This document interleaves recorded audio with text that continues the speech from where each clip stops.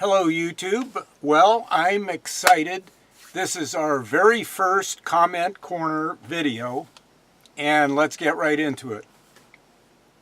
The first comment is about a comment I made on another video about getting a stovetop oven and that I was considering a certain kind. And I wanted feedback or information or comments from people who had done some stovetop oven baking. The first comment was from Ron Pettit, who commented cast iron Dutch oven in an open flame for Pillsbury cinnamon rolls. I mentioned that I like cooking cinnamon rolls. He addressed it. Cast iron Dutch oven. Yeah. I've been thinking about one of those. I want to get something I can use on the burner at home and in the van on the road. So definitely a Dutch oven is a good idea. Next, Liske came up with a pretty novel approach. He said Russ of RVerTv recently got a solar cooker and did a couple of videos on cooking with it. Here's one, and I'll put the link in the description below to that video. Here's a picture of what he's talking about. They're available on eBay. This one happens to be 50 bucks. Some are more, some are less. That's probably about average. So there's a pretty novel approach. Kind of like what I was considering, kind of a different way of doing things.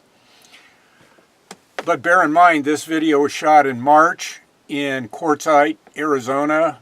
Probably ideal weather conditions. So under less than ideal conditions, I'm not sure how reliable I could expect a solar oven to be. It's a good idea. I like the free fuel idea.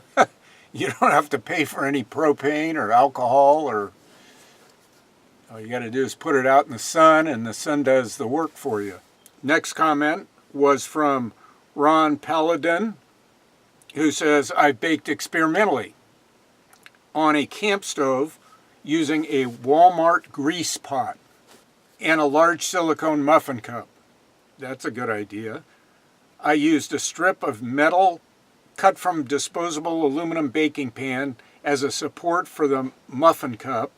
It worked with the limitation that I could only bake one muffin.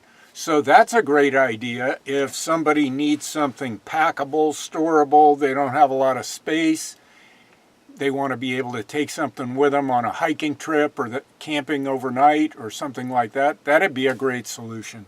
I have a little more space and I want to bake things a little bigger than just a muffin, so I've got to keep looking. Now, Jeff Bennett came up with a suggestion. He commented, for about the last 20 years he's been doing this, I've been using the Coleman oven. Has worked great for making biscuits, baking pies, folds flat for easy storage. That sounds pretty interesting. He's been using one for 20 years. That means it's at least 20 years old. And in looking into it further, I discovered, no, it's way older than that. It's been around for a long, long time. Well, things aren't around through generations of people if they don't work. Apparently it works. So that got my interest up. I had to look into that a little deeper.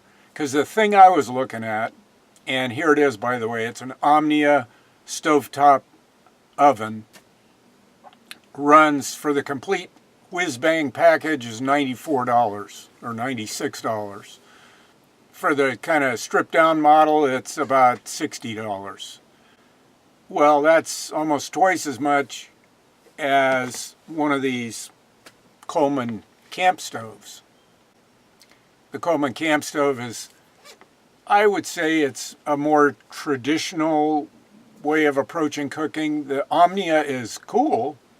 It's got a kind of a cool factor about it, but it's also you got to know a little something about cooking, you know, to kind of figure out, okay, this is what I need to do to get these kind of results. Where the Coleman, it looks like you just kind of heat it up to the temperature, put your stuff in, try and keep it at that temperature, and follow the recipe cooking time, and when it's done, it's done. So for me, not being a very good cook, that seems like maybe it might be the way to go. And if it's not, and I abandon the whole project, I can probably get my money back or close to it for the Coleman stove on, you know, selling it on eBay, because they're popular and a lot of people are looking for them. So that's what I'm looking at. Now, on to comment, the next comment. This is a different subject, new plate, different topic. Karen 8th commented, or actually asked a question. Hi Rich, do you happen to have the model number for the vent cover? I haven't been able to find one to replace my current cover that is now at least 50% duct tape and metal corner brackets. Yeah, I can relate, Karen. Mine was smashed in pieces all over the parking lot, and I was chasing the pieces in about a 40 or 50 mile an hour wind. So yeah, I can relate to a broken vent cover. And yes, I do have the part number. It is right here. I'll put a photograph in so you can read it. It's from Paul Evert's RV Country. Very helpful, nice people in the parts department that I dealt with. You can call them, they have a number. And if you're not in the area, you could order one and have them ship it to you. It's still going to be way less expensive than it would be to order a brand new one from, say, Dometic at $129 for the fantastic vent fan. Okay, okay, so comment number 3 is from TaxiVid. It's about a video that I did in the past about the Mr. Heater Little Buddy heater. He writes, I got one thrifting. I guess he got one at a thrift store for 15 bucks. Got it home and it won't light past the pilot. Any suggestions? Well, my suggestion would be to contact the people at Mr. Heater and see if they have a rebuild kit for that model of heater. I went out and looked on the internet to see if I could find one out there. I found one for other models, but I was unable to find one for the MH4B, I think it is, the 3800 BTU Little Buddy heater. But maybe directly from Mr. Heater, you'll be able to get one. That would be my suggestion. Okay, I don't want to make this too long, so that's it for comments. So I have a question that you can comment on, and that is, when I get a comment, I go to the person's channel and check it out. And a lot of times when I'm there, I see there's no content. And sometimes I wonder why. And I conclude that either a person doesn't want to do it, or they don't feel like they have the skills to do it. I'd be happy to do a video of how I make a video. And if that's what you'd like to do, then I can show you at least how I do that. You can get the mechanics down. As far as the art and the craft of doing it, that's up to you to develop, and you can take that as far as you want to. That's it for this video. If you liked it, give it a thumbs up. If you think it might help somebody else, please share it with them.